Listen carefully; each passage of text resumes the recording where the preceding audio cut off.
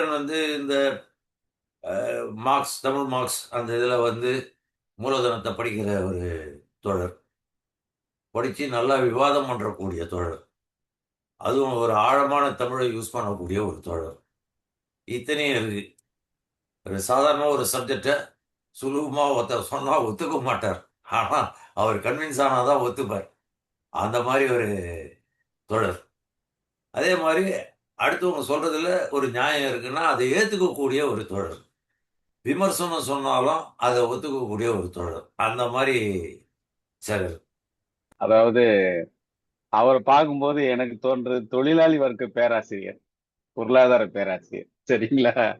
அதெல்லாம் அதாவது சுகுமார் ரொம்ப சீனியர் மூலதன வாசிப்புக்குள்ள. அதனால நான் பேசுறதை விட அவரை பத்தி, சேகரன் தோழரை பத்தி சுகுமார் பேசுவதுதான் சிறப்பானதுன்னு சொன்னேன். ஆனா நானும் அவரை பத்தி ஒரு வார்த்தைகள் சொல்லணும் அப்படிங்கிற மாதிரி. ஏன்னா எனக்கு ரொம்ப இப்பதான் சில மாதங்கள், ஒரு வருஷம் ஆயிடுச்சா தெரியல, சில மாதங்கள் அல்லது பல மாதங்கள் தான் பழக்கம்.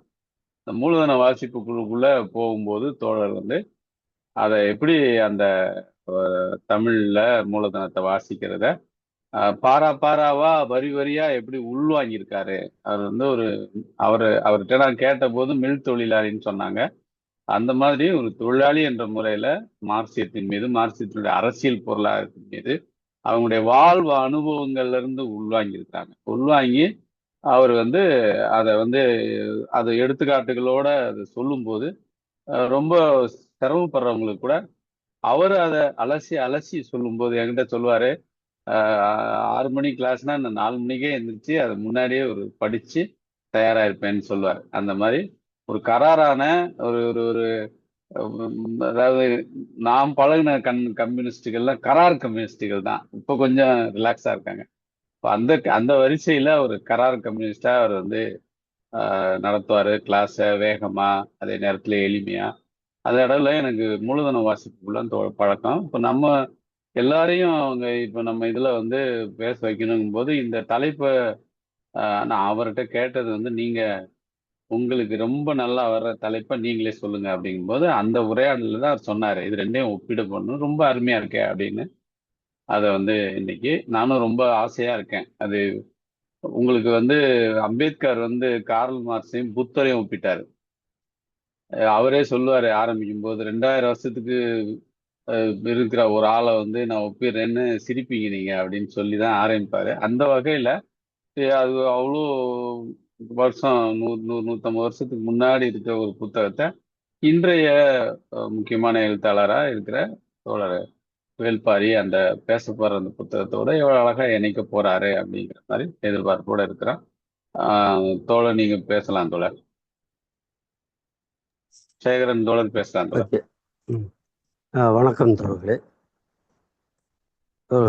இது தலைப்பு ஏங்கல்ஸோட குடும்பம், தனிச்சொத்து, அரசு ஆகியவற்றின் தோற்றம் அந்த நூலோடு சு. வெங்கடேசன் எழுதிய வீரயுக நாயகன் வேல்பாரி என்ற அந்த நாவலையும் நம்ம ஒப்பிட்டு பார்க்கிறோம்னா அந்த ஏங்கல்ஸோட புத்தகத்தில் வரி வரியாக சொல்லியிருக்கக்கூடிய அம்சங்களோடு இந்த வேல்பாரி நாவலில் வரக்கூடிய பல்வேறு அம்சங்களையும் ஒப்பிட்டு பார்ப்பதல்ல.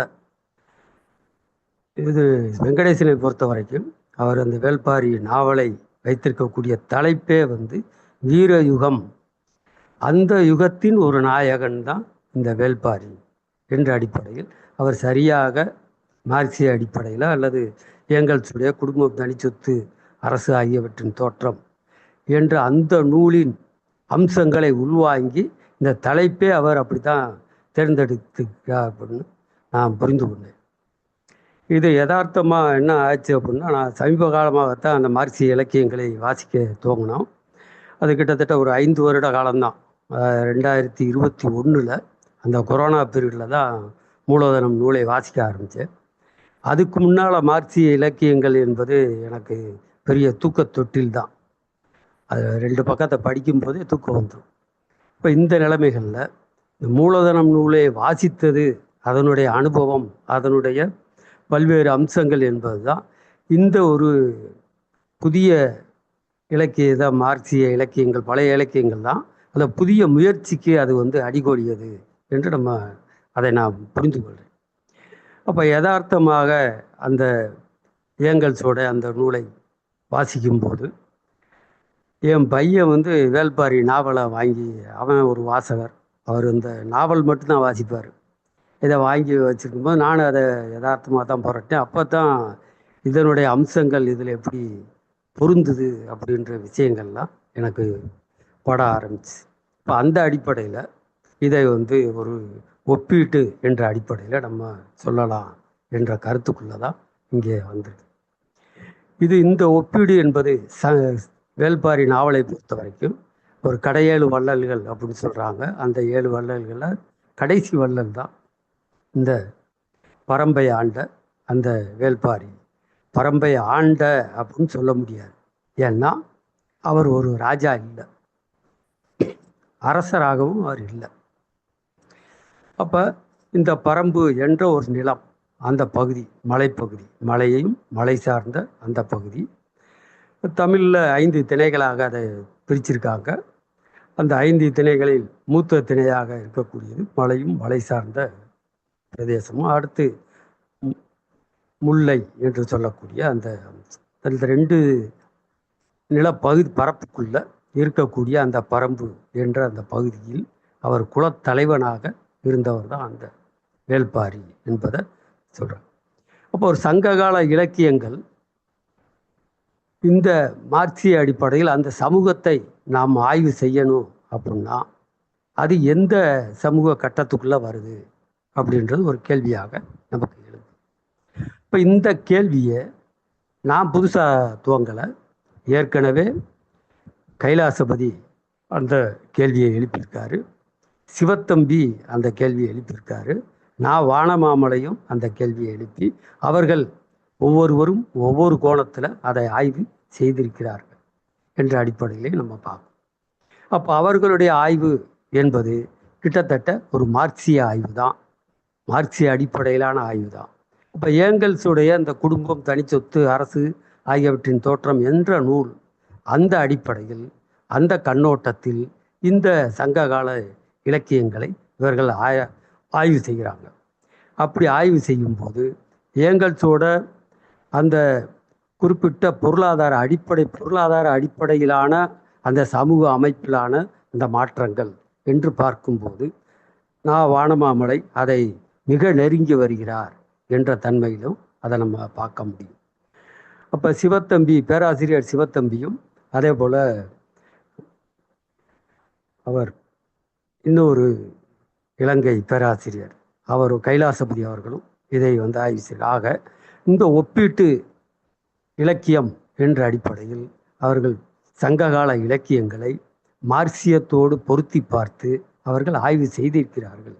ஆக இந்த பார்வை என்பது என்னை பொறுத்த வரைக்கும் அது புதியதல்ல, அது ஏற்கனவே பெரிய ஆசிரியர்கள் அந்த ஆய்வை செய்திருக்கிறார்கள் என்பதை நம்ம பார்க்கணும்.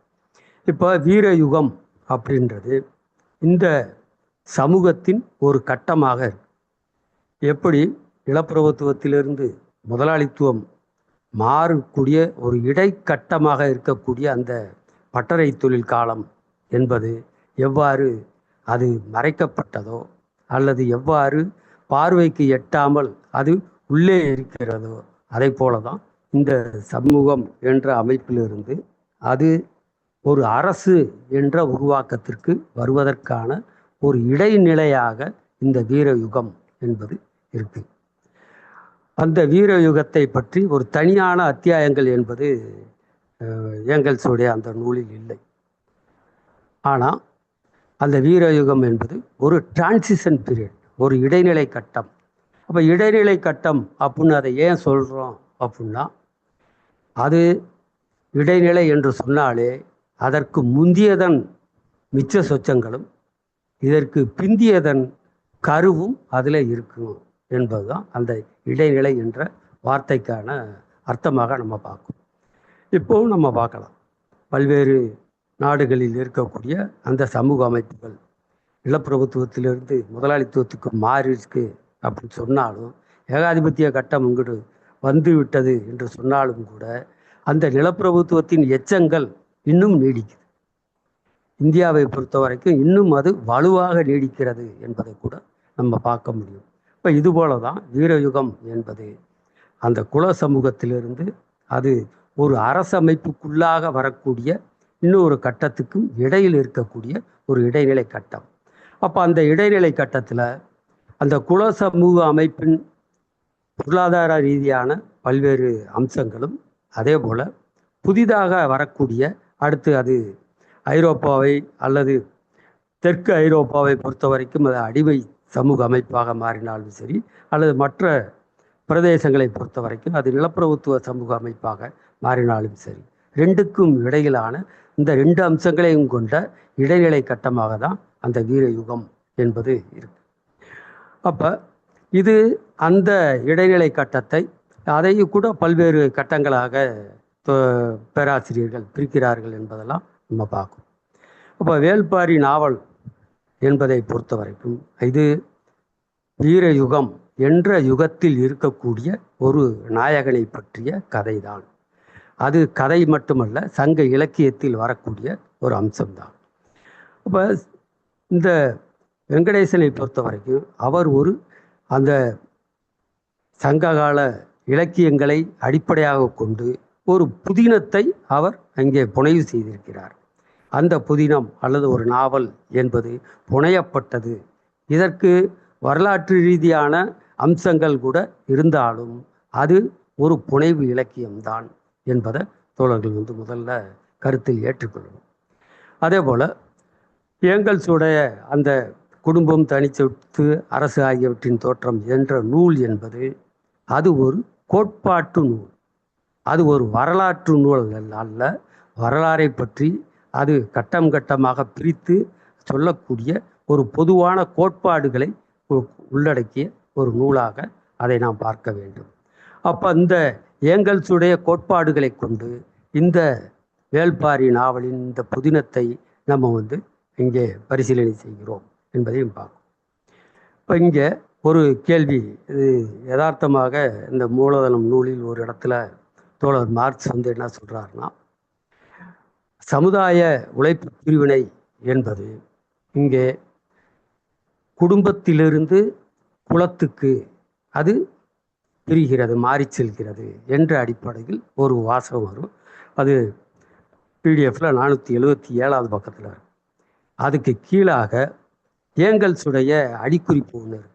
அந்த அடிக்குறிப்பில் ஏங்கல்ஸ் என்ன சொல்லுவார் அப்படின்னா, இந்த குலம் என்பது பல்வேறு குடும்பங்களின் இணைப்பு அல்ல.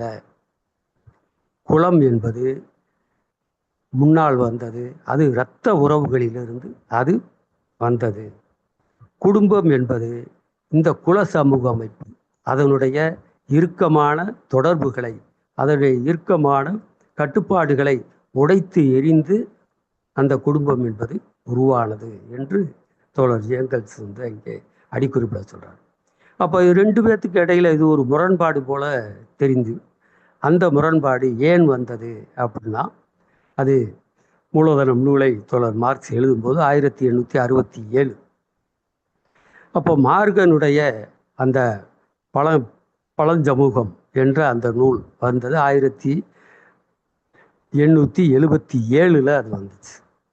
தோழர் மார்க்ஸ் அந்த நூலை படிக்கும்போது 1879 அதை படித்து பல்வேறு குறிப்புகளை எடுக்கிறார். அந்த குறிப்புகளின் அடிப்படையில் ஏங்கல்ஸ் இந்த நூலை, இந்த குடும்பம் தனிச்சொத்து என்ற இந்த நூலை அவர் எழுதுகிறார். அவ்வாறு வெளியான அந்த நூல் என்பது மார்க்ஸ் இறப்புக்கு பிறகுதான் அது வெளிவருகிறது. அப்போ இந்த காலகட்டம் என்பது பொதுவாக உலகம் முழுவதும் இருக்கக்கூடிய பல்வேறு அறிஞர்கள் இந்த குல சமூக அமைப்பு என்பது குடும்பங்களின் இணைப்பால் வந்தது என்று அந்த கருத்தோட்டத்தோடு அது இருந்தது. அந்த கருத்தோட்டம் என்பது இங்கே மார்கனுடைய ஆய்வின் மூலமாக அது தவறு என்று நிரூபிக்கப்பட்டது. அதையும் மார்க்ஸ் ஏற்றுக்கொண்டார். ஏற்றுக்கொண்டுதான் ஏங்கல்ஸுடைய அந்த மார்க்சின் குறிப்புகளை வைத்து ஏங்கல்ஸ் அந்த நூலை எழுதுகிறார் என்பதையும் நம்ம பார்ப்போம். ஆக மார்க்சியம் என்பது வரட்டுத்தனமாக முன்வைந்த முடிவுகளை அப்படியே திருப்பி சொல்லக்கூடிய கிளிப்பிள்ளையாக அது இல்லை. அது விஞ்ஞான ரீதியான வருகின்ற வரலாற்று ரீதியான அல்லது அதனுடைய புதிய கண்டுபிடிப்புகளின் அடிப்படையிலான தங்களுடைய சொல்லப்பட்ட அம்சங்கள் திருத்தப்பட வேண்டுமென்றால் அது திருத்தப்படுகின்றன, அது திருத்துகிறது என்பது ஒரு இயற்கையியல் அணுகுமுறையில் மார்க்சியம் என்பது இயங்குகிறது என்பதை நம்ம இங்கே குறிப்பிட்டு சொல்லணும்.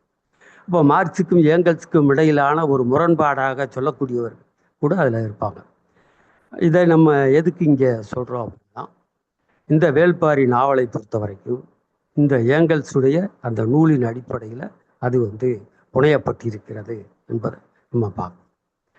அப்போ வானமாமலை, சிவத்தம்பி, கைலாசபதி இவர்களுடைய அந்த ஆய்வையும் அது உட்கொண்டு ஏங்கல்ஸுடைய அந்த கோட்பாட்டையும் அது கை கொண்டு வெங்கடேசன் இந்த நாவலை அவர் எழுதியிருக்கிறார்.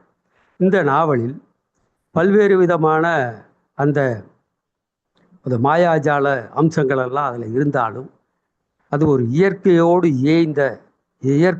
இணைந்த மனிதர்கள் இயற்கையின் ஒரு அங்கம் என்ற அம்சத்தை அது முன்வைக்கிறது.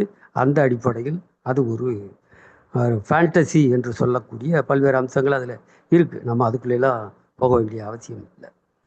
அப்போ இந்த நூல் என்பது எந்த டிரான்சிஷன் பீரியடை சொல்லுது அப்படின்னா, குல சமூகத்திலிருந்து ஒரு புதிய அரசு நிலைமைக்கு அது மாறக்கூடிய ஒரு இடைக்கால கட்டம். அந்த இடைக்கால கட்டத்தில் வேள்பாரி என்பவர் கடைசியாக வருகிறார். அதனுடைய இறுதி கட்டத்தில் அது இருக்கிறது என்பதை சொல்றோம். அப்போ அந்த குறிப்பிட்ட சமூகத்தில், சங்ககால சமூகத்தில் 2 விதமான சமூக அமைப்புகள் என்பது இருந்தது. ஒன்று ராஜாக்கள், அதாவது சேர சோழ பாண்டியர்கள், இவர்களுக்கும் வேள்பாரிக்கும் இடையில் தான் அந்த முரண்பாடு. இது என்ன முரண்பாடு அப்படின்னு பார்த்தோம் அப்படின்னா, அந்த ராஜாக்கள் என்பவர்கள் ஒரு அரசு வழிபட்டவர்கள். அவர்களுக்கு ஒரு நிரந்தர இராணுவம், நிரந்தர வரி அமைப்பு, நிரந்தரமான கட்டுப்பாடு இவையெல்லாம் அங்கு இருக்கு. ஆனால் வேள்பாரியை பொறுத்த வரைக்கும், பரம்பு பிரதேசத்தை பொறுத்த வரைக்கும், அந்த வேளிர் குலத்தை பொறுத்த வரைக்கும் அங்கு ஒரு நிரந்தர இராணுவம் என்பது கிடையாது, வரி வசூல் என்பதும் கிடையாது. அவர்களுடைய தொழில் அல்லது அவர்களுடைய உற்பத்தி என்பது அங்கு ஒரு குறிப்பிட்ட அளவில் விவசாயம், மாடு கன்றுகளை வளர்ப்பது, அதாவது கால்நடைகளை வளர்ப்பது, இயற்கையில் கிடைக்கக்கூடிய அந்த பொருட்களை உண்ணுவது, வேட்டையாடுவது, இன்னும் ஒரு சிதிலமான அந்த வேலைகள் என்பது நம்ம பார்க்கணும். அப்போ அப்படி இருக்கக்கூடிய அந்த சமூகத்தில் கூட வேள்பாரி என்பவர் பெரிய கொடையாளி என்று சொல்கிறாங்க. அப்போ பெரிய கொடையாளி அப்படின்னா அவர் எதை கொடை கொடுக்கிறார், எதை தானமாக கொடுக்கிறார், எதை கொடையாக வழங்குகிறார் அப்படின்னு பார்த்தா, அந்த சமூகத்தின் உற்பத்தியில் இருக்கக்கூடிய உபரியைத்தான் அவர் கொடுக்க முடியும். அப்போ அந்த குறிப்பிட்ட குல சமூகத்தில் கூட உபரி என்பது உற்பத்தி ஆனது என்பதையும் நம்ம பார்க்க முடியும். அப்போ ஒரு கேள்வி இந்த இடத்துல நமக்கு எழுது. வேள்பாரி கொடை கொடுக்கிறார் அப்படின்னா அந்த குல சமூகத்தில் இவர் உபரியை இவர் கை கொள்கிறார், அல்லது இவர் பொதுவான குலத்துக்கு சொந்தமானதாக கூட அது இருக்கலாம். இவருடைய தனிப்பட்ட சொந்தமாக அது இல்லை, குலத்துக்கு சொந்தமானது. அந்த உபரியை இவர் கொடையாக வழங்குகிறார். அந்த கொடையை வாங்குவது யார் அப்படின்னு பார்த்தோம் அப்படின்னா, புலவர்கள், பாணர்கள், இன்னும் பல்வேறு நபர்கள், அவர்கள் தேசாந்திரியாக வருபவர்கள், இவர்கள் தான் அந்த கொடையை வாங்குகிறார்கள். அப்போ அந்த பரம்பு மக்கள் அந்த கொடையை வாங்குவதாக எங்காவது சொல்லப்பட்டிருக்கா அப்படின்னு நம்ம பார்த்தா அது அங்கே எந்த இடத்திலும் சொல்லப்படலை. ஆனாலும் கூட இந்த ஒரு முரண்பாடு என்பது அங்கு நிலவுகிறது. அப்போ இந்த குல சமூக அமைப்பு என்பது ஒரு சமத்துவமான அமைப்பா, ஒரு பொது உடைமை அமைப்பா அப்படின்னா அந்த பொது உடைமை அமைப்பை தாண்டி அது வளர்ந்திருக்கிறது என்பது தான் இந்த வேள்பாரி நாவல் நமக்கு சொல்லுது. அப்போ அது எந்த அளவு வளர்ந்திருக்கிறது அப்படின்னு பார்த்தோம் அப்படின்னா, அங்கு ஒரு நிலம் என்பது யாருக்கும் சொந்தம் இல்லை. மனிதன் ஒரு இயற்கையின் அங்கம். அதே போல் இயற்கை என்பதும் மனிதன் எங்கு போய் வரலாம், எதுவும் இல்லை அப்படின்ற மாதிரியான ஒரு நிலைமை. இயற்கையில் கிடைக்கக்கூடிய பொருட்களை அவர்கள் பகிர்ந்து உண்கிறார்கள் என்பதாகத்தான் அந்த நாவலில் சொல்லப்படுகிறது. அப்போ ஒரு தனிப்பட்ட நபர் என்பவர் அங்கு செல்வம் சேர்க்கவில்லை. ஆனாலும் கூட இன்னொரு அம்சம் அங்கே முன்னுக்கு வருகிறது. குடும்பம் என்று நம்ம பார்க்கும்போது அங்கே வேள்பாரியின் குடும்பம் மட்டும்தான் அங்கு முன்னுக்கு வைக்கப்படுகிறது. மற்ற அந்த குலத்தின் உறுப்பினர்களுடைய குடும்பம் என்பது வெளிப்படுத்தப்படவில்லை என்பதையும் நம்ம பார்க்கணும். அப்போ குடும்பம் என்பது ஒன்று உருவாகுது. அதுவும் அதிலும் கூட ஒரு ஆணாதிக்க நிலை கொண்ட ஒரு குடும்பமாக அது இருக்கிறது. அப்போ ஆணாதிக்க நிலை என்று சொல்லும்போது இப்போது நாம் பார்க்கக்கூடிய இந்த சமூக அமைப்பில் இருக்கக்கூடிய அந்த ஆணாதிக்க குடும்ப நிலை இல்லை. அது பெண்களுக்கு ஒரு சமூகத்தில் அதிகமான இடத்தை வழங்கிய ஒரு இடமாக இருக்கும். ஆனாலும் கூட அதில் ஒரு குறைந்த அளவு ஆணாதிக்கம் என்பது இருந்தது. ஏனென்றால் அங்கு அந்த குலத்தின் தலைவர் என்பவர் அங்கு வந்து அவருடைய வாரிசு என்பவரை அங்கே அவர் டெபியூட் பண்ணணும் என்ற நிலைமைக்கு அவர் தன்னுடைய மகள்களை மற்ற குலத்தலைவர்களுக்கோ அல்லது அரசர்களுக்கோ திருமணம் முடிப்பதற்காக வேண்டி கபிலரை அவர் வேண்டிக் கொள்கிறார் என்ற கருத்தெல்லாம் அதில் வருது என்பதை நம்ம பார்க்கணும். அப்போ இது ஒன்று. நம்ம அடிப்படையான அந்த முரண்பாட்டுக்கு நம்ம வரலாம். ஒன்று, அந்த அரசு அமைப்பில் இருக்கக்கூடிய சேர சோழ பாண்டியர்கள், குல அமைப்பில் இருக்கக்கூடிய அந்த வேள்பாரி, இவர்களுக்கு இடையிலான முரண்பாடு என்ன அப்படின்னு பார்த்தோம் அப்படின்னா, இந்த முரண்பாடு என்பது ஒரு அரசு அமைப்புக்காக கொண்டு செல்லக்கூடிய ஒரு திசை வழியிலான ஒரு முரண்பாடு. ஒரு இடம் அல்லது ஒரு நிலம் என்பது கட்டுப்படுத்தப்பட்ட ஒரு இடமாக இந்த மூவேந்தர்கள் கையில் இருக்கிறது. வேள்பாரியை பொறுத்த வரைக்கும் அந்த நிலம் என்பது அங்கு பொதுவில் அது நுகரப்படுகிறது என்பதை நம்ம பார்க்கணும். வரி வசூல் இதெல்லாம் இருக்கான்னா இல்லை. ஆனால் மூவேந்தர்கள் ஆட்சியில் வரி வசூல் இருக்கு. அந்த ஒரு நிலையான இராணுவ அமைப்பு என்பதும் இருக்கு. அப்போ ஒரு சமூக அமைப்பு என்பது இங்கு ஒரு வர்க்கமாக பிளவுபட்டு செல்வம் ஓரிடத்தில் குவிவதும் ஓரிடத்தில் வறுமை தாண்டவம் ஆடுவதும் அல்லது செல்வ குவிப்பு இல்லாமல் அன்றன்று அவர்கள் உழைப்பதன் மூலமாக அவர்கள் பிழைப்பது என்பதும் அங்கு வளர்ந்திருக்கிறது என்பதை. அப்போ இந்த நிலைமை என்பது ஒரு புதிய வடிவத்துக்கு கொண்டு போகிறது. அது என்ன வடிவம் என்றால், அது அருகில் இருக்கக்கூடிய நிலங்களை தங்கள் கைவசப்படுத்துவது, அதே போல தங்களுடைய கட்டுப்பாட்டுக்கு கீழ் வராத குளங்களை ஒழித்து கட்டுவது, அவர்கள் இருக்கக்கூடிய நிலங்களை தங்களுடைய கைக்கு கொண்டு வருவது, அதே போல வர்த்தக வழி பகுதிகளை அவர்கள் கைப்பற்றுவது, வர்த்தகத்தை வளர்ப்பது என்ற அடிப்படையில் இந்த வர்த்தக வழிகளை கைப்பற்றுவது, இதுபோல இயற்கை வளங்களை தங்கள் கைக்குள் கொண்டு வருவது, இந்த மாதிரியான அம்சங்களின் பேரில் அவர்கள் தங்களுடைய ஒரு முக்கியமான அந்த வளர்ச்சிக்கான, அப்போ இருந்த அந்த சமூக அமைப்பின் வளர்ச்சிக்கான ஒரு ஏற்பாடாகத்தான் அவர்கள் அந்த வேள்பாரி இருக்கக்கூடிய அந்த பரம்பு நாட்டை கைப்பற்றுவதற்காக அவர்கள் துடிக்கிறார்கள் என்பதையும் நம்ம பார்க்கணும்.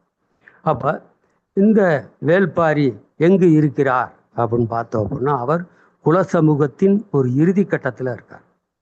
அப்போ இந்த குல சமூகத்தின் இறுதி கட்டம் அப்படின்னு சொல்லும்போது அங்கு குடியேறி இருக்கக்கூடிய மற்ற குலத்தை சேர்ந்தவர்களும் அங்கே இருக்கிறார்கள்.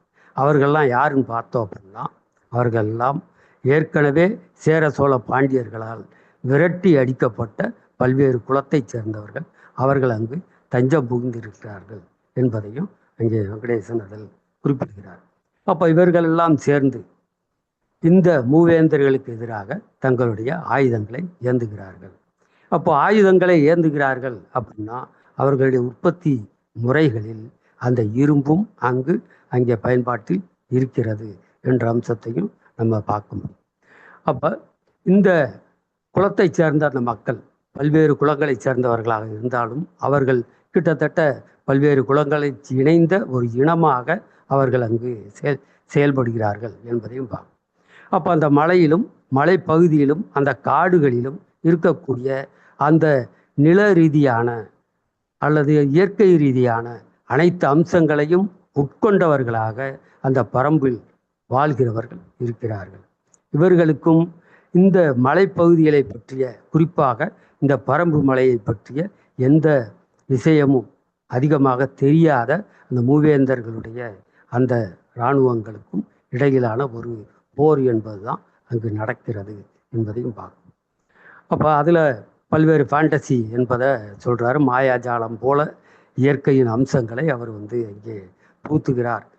சில மாயாஜாலத்தை இயற்கையாகவே புனைந்து அதில் சொல்கிறார் என்பதெல்லாம் பார்க்குறோம். நம்ம அதுக்குள்ளே போக வேண்டிய அவசியம் இல்லை.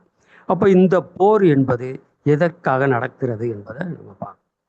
ஒரு சமுதாய அமைப்பு என்பது ஒரு குறிப்பிட்ட அளவு முன்னேறி இருக்கிறது, இன்னொரு சமுதாய அமைப்பு என்பது பின்தங்கி இருக்கிறது. அப்போ குல சமூகம் என்பது பின்தங்கிய நிலையில் இருக்கிறது. இந்த அரசு வெளிப்பட்ட அந்த சமூகம் என்பது இங்கே முன்னேறி இருக்கிறது. அப்போ இந்த குல சமூகம் வீழ்வதற்கான ஒரு போராட்டம் தான் அந்த போராட்டமாக இருக்கு. இப்போ வேள்பாரி என்பவர் அங்கு வீழ்த்தப்பட்டிருக்கலாம், ஆனாலும் அவர் தனிப்பட்ட ஒரு நபராக அங்கு வீழ்த்தப்படவில்லை. ஒரு குல சமூகமே அங்கு வீழ்த்தப்பட்டிருக்கிறது. அவ்வாறு வீழ்த்தப்பட்டது என்பது ஒரு வரலாற்று கட்டாயம் என்பதையும் தொடர் ஏங்கல்ஸ் வழியாக நாம் அதை புரிந்து கொள்ள முடியும் என்பதையும் நம்ம பார்க்கணும். ஏன்னா இந்த ஒரு பொது உடைமை நிலைமைகள் அல்லது இயற்கையை பொதுவில் அவர்கள் வந்து பயன்படுத்தக்கூடிய நிலைமைகள் என்பது குறிப்பிட்ட தனி தீவாக அவர்கள் அங்கு இயங்க முடியாது என்பதை இந்த போராட்டமும் இந்த போராட்டத்தின் மூலமாக வேள்பாரியின் வீழ்ச்சி அங்கு சொல்லுகிறது என்பதை நம்ம பார்க்க முடியும். ஆக இந்த வேள்பாரி என்ற அந்த நாவலை நம்ம வந்து 3 அம்சங்களில் நம்ம பார்க்க முடியும் என்பதை சொல்கிறார். ஒன்று, கோட்பாட்டு ரீதியாக அந்த ஏங்கல்ஸ் சொல்லக்கூடிய அந்த வீரயுகம் என்று சொல்லக்கூடிய அந்த குறிப்பிட்ட இடைக்காலகட்டத்தின் ஒரு அம்சமாக, அதனுடைய இலக்கிய புனைவாக இதை நம்ம பார்க்க முடியும். 2வது, அது வரலாற்று ரீதியான ஒரு கட்டத்தையும் நம்ம பார்க்க முடிகிறது. அப்போ சமூக ரீதியான ஒரு கட்டத்தையும் நம்ம பார்க்க முடிகிறது. அதே போல் இலக்கிய ரீதியான அம்சங்களையும் நாம் அதில் பார்க்க முடிகிறது. அப்போ இந்த 3 அம்சங்களையும் இணைத்து இந்த நாவலை நாம் படித்து கொண்டோமானால் மற்ற சாதாரணமான இந்த வாசகர்களுக்கு வரக்கூடிய இந்த ஒரு பெருமித அம்சம் அல்லது ஒரு வீர உணர்ச்சியையும் காதலையும் அதே போல் தங்களுடைய பெருமித உணர்வையும் தூண்டக்கூடிய நாவலாக அவர்களுக்கு அது தெரியும். ஆனால் மார்க்சிஸ்டுகளை பொறுத்த வரைக்கும் அவர்கள் கேட்க வேண்டிய கேள்விகள் என்பது ஒரு 7-8 கேள்விகள் என்பது இருக்குது. அந்த கேள்விகளை நான் குறிப்பிடுறேன், தோழர்கள் வந்து அதை கேட்கலாம்னு நினைக்கிறேன்.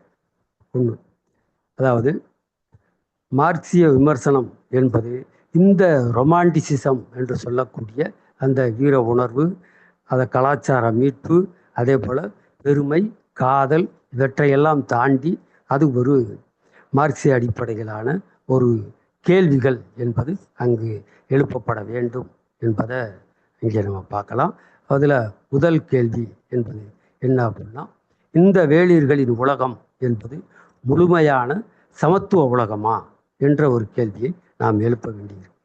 அதே போல் இந்த கொடை வள்ளல், அவருடைய கொடைத்தன்மை, அவர் வந்து என்ன முல்லைக்கு தேரையே கொடுத்த அந்த வேள்பாரி என்று தான் அதை சொல்கிறாங்க. அப்போ அந்த கொடைத்தன்மை என்பது அவருக்கு இருந்திருந்தால் அந்த கொடையை வாங்கக்கூடியவர்கள் எங்கு எவ்வாறு இருந்திருக்க முடியும்? அப்போ அங்கு ஒரு வர்க்க பிளவு என்பது இருந்ததா இல்லையா என்ற கேள்வியும் அதிலே எழுகிறது என்பதையும் பார்க்கும். அதே போல் உபரி உற்பத்தி என்பது இல்லாமல் இங்கு கொடை என்பதை வழங்குவது சாத்தியமா? அப்போ தேவைக்கு ஏற்ற ஒரு உற்பத்தி என்பது நடக்குது அப்படின்னா அங்கு உபரி என்பது இருக்காது. அப்போ உபரி என்பது இல்லாமல் கொடை வழங்குவது என்பது சாத்தியமா? அப்போ இயற்கை சம்பந்தப்பட்ட பல்வேறு அம்சங்களை ஒரு பெருமித உணர்வோடு நாம் இங்கே வந்து அதை முன்னிலைப்படுத்துவது என்பது அந்த குல சமூகத்தில் அங்கு இருந்த வேள்பாரி காலத்தில் அந்த குல சமூகத்தில் இருந்த அந்த முரண்பாடுகளை பூசி மெழுகுவது ஆகாதா என்பது ஒரு கேள்வியாக இருக்கு. அதே போல் வீர மரபு அப்படின்னு சொல்கிறோம். அப்போ வீர மரபு என்றால் அது ஒரு ஆணாதிக்க மரபா அல்லது ஒரு ஆணாதிக்க தன்மை கொண்ட ஒரு மரபா என்ற கேள்வியும் அங்கு எழுகிறது. அதே போல் புலவர்களுக்கும் அரசர்களுக்குமான அந்த உறவு. ஏன்னா இதில் வந்து முக்கியமான ஒரு கேரக்டர் வந்து கபிலர். அந்த கபிலர் வந்து துவக்கத்திலிருந்து அவர் இறுதி வரை கபிலர் வந்து அந்த இதில் வந்து இருக்கார். அவர் வந்து பல்வேறு அரசுகளுக்கு இடையிலான உறவாளராகவும் அவர் இருக்கார். பல்வேறு விதமான அந்த சமூக ரீதியான மரபுகளுக்கு அவரை வந்து எழுத்தின் மூலமாக அவர் வரலாற்றுப்படுத்துவது என்ற அடிப்படையில் அவர் வந்து அங்கே செயல்படுகிறார் என்பதையும் பார்க்கும். அப்போ இந்த புலவர்களுக்கும் இந்த அரசர்களுக்குமான இந்த உறவு என்பது கலாச்சார ஆதிக்கத்தின் வடிவமா, அல்லது அவர்கள் விரும்பி, அல்லது அவர்களுடைய ஒரு இயல்பான தன்மையாக அது இருக்கிறதா என்பதையும் பார்க்கும். அப்போ வேள்பாரியை பொறுத்த வரைக்கும் அவர் கொடை கொடுப்பது என்பது தன்னுடைய புகழுக்காகவா, அல்லது தன்னுடைய செல்வாக்கை அல்லது செல்வத்தை உலகத்திற்கு பறைசாற்றுவதற்காகவா என்பதே ஒரு கேள்வியாக அங்கு இருக்கு. அதே போல குலப்பெருமை என்று சொல்லப்படுவது என்பது உள்ளபடியான உள்ளே இருக்கக்கூடிய அந்த குலத்துக்குள் இருக்கக்கூடிய அந்த படிநிலைகளை மறைக்கின்ற ஒரு கருத்தியலா என்ற கேள்வியும் அங்கு எழ வேண்டும் என்பதையும் நம்ம பார்க்கணும். அப்போ இந்த மாதிரியான கேள்விகளை நாம் எழுப்புவதன் மூலமாக ஒரு வரலாற்று புதினத்தை நாம் எவ்வாறு புரிந்து கொள்கிறோம், அந்த வரலாற்று புதினம் எந்த சமூகத்தின் இயல்புகளை நமக்கு வெளிப்படுத்துகிறது. அப்போ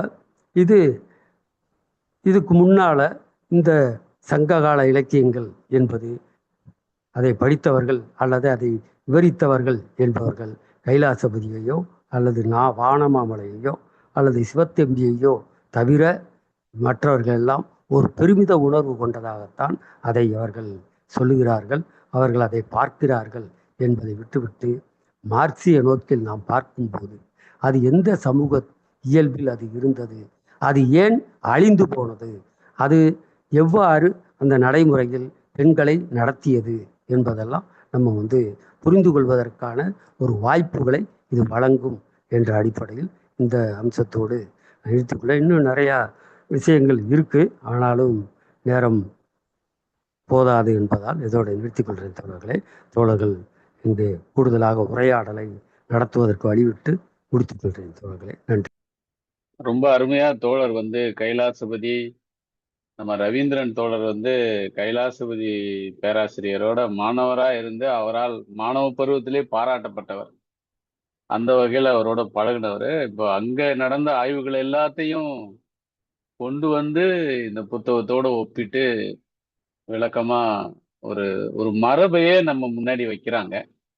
எனக்கு இதுல ரொம்ப இன்ட்ரெஸ்டிங்கான விஷயம் என்னன்னா, எங்கெல்ஸ் இதுல தென்னிந்தியாவை சேர்ந்த தமிழர்னு ஒரு பேரு எழுதியிருக்காரு. 1884 வெளியான புத்தகம் இது. மார்க்ஸ் இறந்த மறு வருஷம் தான் வருது அது. ஆனா 91 4வது எடிஷனுக்கும் பதிப்புரை எழுதியிருக்காரு எங்கெல்ஸ். இதுல தமிழர்கள் குறிப்பிடப்பட்டிருக்கிறார்கள். அதுல என்னன்னா, அந்த பெரியப்பா சித்தப்பா அப்படின்னு அண்ணன் மகன் தம்பி மகன் கூப்பிடுற அந்த உறவு முறை சம்பந்தமான ஆராய்ச்சியில தமிழர்களும் அப்படித்தான் அழைக்கிறார்கள் அப்படிங்கிற மாதிரி அந்த குடும்பங்களுடைய தோற்றம், பல வகையான குடும்பங்கள் இருப்பதை விளக்கும் போது தமிழர்கள் குறிப்பிடப்படுகிறார்கள் இந்த புத்தகத்துல. ஆனாலும் நான் சமீபத்துல படிக்கல, கிட்டத்தட்ட ஒரு 15-20 வருஷத்துக்கு முன்னாடி வரிக்கு வரி படிச்சிருப்போம். இதை வந்து புதிய வரவோட ஒப்பிட்டு அதை வந்து அருமையா தோழர் முன் வச்சிருக்கிறாங்க. அந்த வகையில தோழரும் வந்து நிறைய அதுல கான்ட்ரிபியூட் பண்ணியிருக்காங்க. உதாரணமா அதாவது நாங்க சுப்பிரமணியம் தோழர் அப்படின்னு இலங்கையில கம்யூனிஸ்ட் கட்சி இயக்கத்தினுடைய நிறுவனர்களை போன்ற ஆரம்பகால முதல் தலைமுறை தலைவர்கள்ல முக்கியமானவர் சுப்பிரமணியம் தோழர். அவங்க வந்து பேராசிரியர் கைலாசபதி அவங்களும் ரொம்ப நண்பரா இருந்திருக்காங்க. கைலாசபதி வந்து ஜார்ஜ் தாம்சன் இங்கிலாந்துல மார்க்சிசத்தை அந்த கிரேக்கம் லத்தீன் உள்ளிட்ட அந்த வீரயுகத்தோடு ஐரோப்பாவினுடைய பண்டை காலத்தோட மரபோட கனெக்ட் பண்ண ஒரு மார்க்சிய சிந்தனையாளர், பேராசிரியர். அவர்கிட்ட பிஹெச்டி முனைவர் பட்டத்துக்காக படித்தவரா பேராசிரியர் கைலாசபதி. அந்த வகையில அதே கருத்து தோழர் சுப்பிரமணியம் அவங்களுக்கும் தலைவருக்கும் இருந்திருக்கு. அவங்களுடைய உரையாடல் வழியாகத்தான் ஏற்கனவே கைலாசபதி அங்க ஸ்டார்ட் ஆயிருக்காது.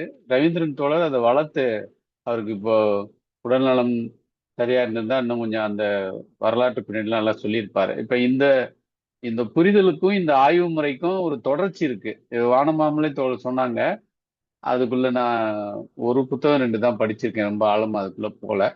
அந்த வகையில மார்க்சிசத்தை மரபோட இணைச்சு புரிஞ்சு கொள்றது, அது ஒரு தொடர்ச்சியா பார்ப்பது அப்படிங்கிற அந்த விளைவுக்கு, அந்த அந்த ஆர்வத்துக்கு, அந்த ஆய்வு முறைக்கு ஒரு நீண்ட சங்கிலி இருக்கு, பிணைப்பு இருக்கு, தொடர்ச்சி இருக்கு. அது வந்து குடும்பம் தனிச்சொத்து அரசனாகிட்டதை இங்க வேள்பாரின் நம்ம தமிழ்நாட்டுல உருவான ஒரு நாவலோட, வரலாற்று நாவலோட அழகா அதை கனெக்ட் பண்ணி சேகரன் முன் வச்சிருக்கிறாங்க.